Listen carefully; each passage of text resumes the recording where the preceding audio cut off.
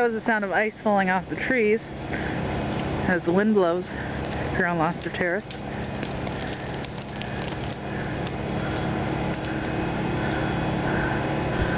While the Verizon guy sleeps in his truck. He's over there, sleeping in his truck.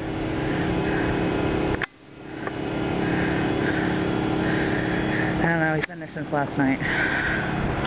But, of course, the sound of the generators. See one there, one of the neighbors from Porsche's. Amazed about how many people here are sticking it out. Then again, there's something to be said for that, because we haven't slept in the same place for 2 nights in a row. And tonight we're planning on not sleeping there for a 3rd time, so it'll be 3 nights in a row we haven't slept somewhere in the same place. I feel like a refugee.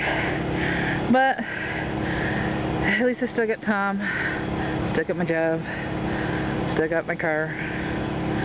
Well, Tom's car, and a bunch of other stuff. And it's not nearly as bad as the ice storm in '98.